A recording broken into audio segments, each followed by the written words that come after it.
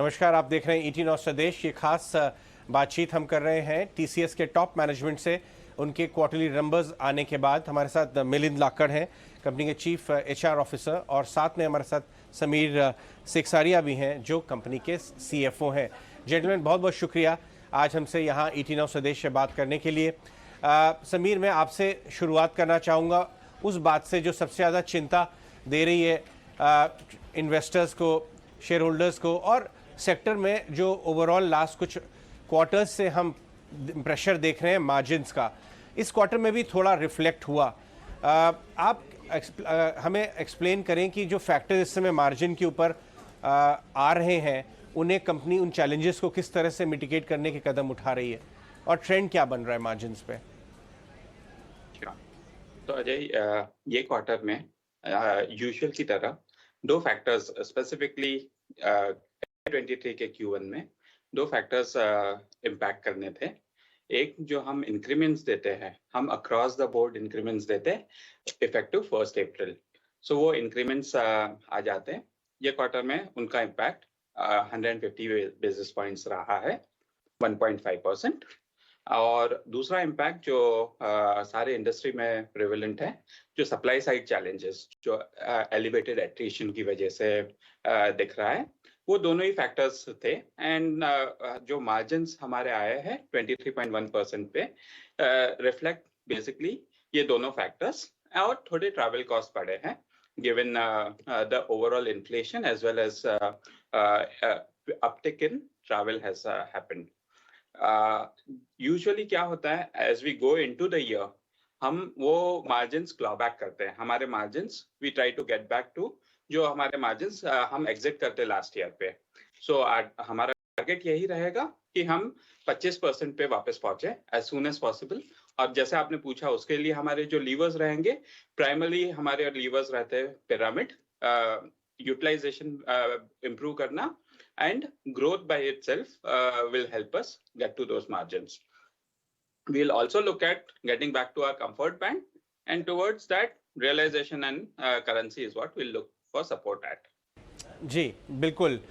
मिलिंद, आपका क्या कहना होगा, इस पूरे मार्जिन प्रेशर का एक बहुत बड़ा कंट्रीब्यूशन आता है वेज इन्फ्लेशन का, और टेक्निकल मैन पावर की एक तरह से काफ़ी सी कमी है इंडस्ट्री में।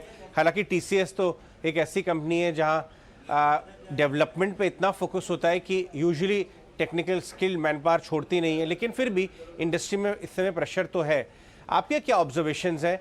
क्या ये पीक प्रेशर अब कम होता जा रहा है, या अभी ये थोड़ा सस्टेन कर सकता है, जिसकी वजह से कंपनी को एक्स्ट्राऑर्डिनरी वेज हाइक्स देने की प्रेशर बना रहे? आप कैसे ट्रेंड्स देखते हैं स्किल मैन पावर की सप्लाई में?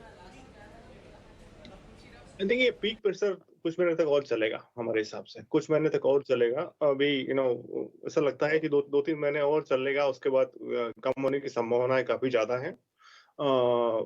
हमारा जो आपने बताया, हमारा जो टैलेंट मॉडल है बहुत रोबस्ट है। हम लोग जो हमने इन्वेस्टमेंट किया पूरे साल भर लास्ट ईयर, और 1 लाख लोग लेके आए, उनको इसलिए लेके आए थे कि उनका हम बराबर डेवलपमेंट कर सके, और उनको इस टाइम के लिए उनको अच्छी तरह से उनका कस्टमर वैल्यू बढ़ सके। तो इन सब कारणों के कारण हम लोग काफी अच्छा मेंटेन करते हैं। थोड़ा अभी क्वार्टर का देखते हैं, थोड़ा काफी लॉन्गर टर्म मीडियम टर्म भी देखते हैं। इस हिसाब से हमारा मॉडल चलता रहेगा। ये प्रेशर अभी है for next few months, it will hopefully it will come down in Q3 onwards.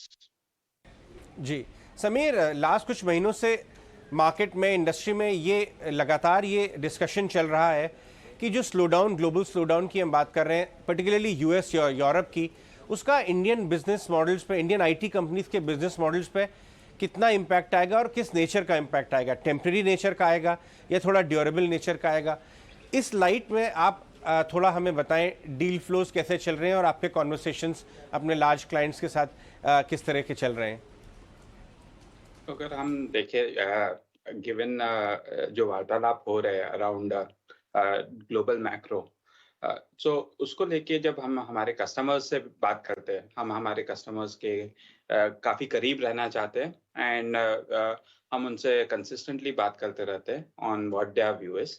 और जब हम ऑपरेटिंग लेवल पे देखते हैं, तो हम ये नहीं देख रहे हैं कि concerns are elevated. They are not cutting down on spends, so pullback नहीं आ रहा है on their current technology spend at least. And most customers are actually looking towards investing more into technology. So ये US में है, ये UK Europe में भी है, तो कोई इमीडिएट पुल बैक नहीं है. बट जब हम सीएक्सओ लेवल पे बात करते हैं तो obviously they have to plan for multiple scenarios. So वो सारे सिनेरियोस को लेके प्लानिंग में अपने इनकॉर्पोरेट कर रहे हैं. What's good for us is हमारा जो ट्विन इंजन स्ट्रेटेजी है for growth and transformation as well as for cost and optimisation will help us balance in either of the scenarios. Milind, एक आखिरी सवाल आपसे. अभी एज थिंग्स स्टैंड और जो कंपनी की रिक्वायरमेंट्स हैं आगे चलते हुए, किस तरह के हायरिंग प्लान्स की तरफ आप मूव कर रहे हैं, अगर आप कुछ बता सकें. तो दो बातें बताऊंगा मैं. मैंने जैसे पहले भी बताया है कि हम 40,000 का प्लान है हमारा अभी शुरुआत में, और जैसे बिजनेस रिक्वायरमेंट्स होती रहेगी हमारा टैलेंट एक्विजिशन मॉडल इतना एजाइल और रोबस्ट है कि हम उसको बढ़ा सकते हैं, कम कर सकते हैं डिपेंडिंग ऑन नीड. तो उस हिसाब से 40,000 starting, it can go up and down based on the business situation. Alright gentleman, बहुत बहुत शुक्रिया समीर एंड मिलिंद आप दोनों का हमसे बात करने के लिए, and best wishes for coming quarters. बहुत बहुत शुक्रिया हमसे बात करने के लिए. Thank you Ajay.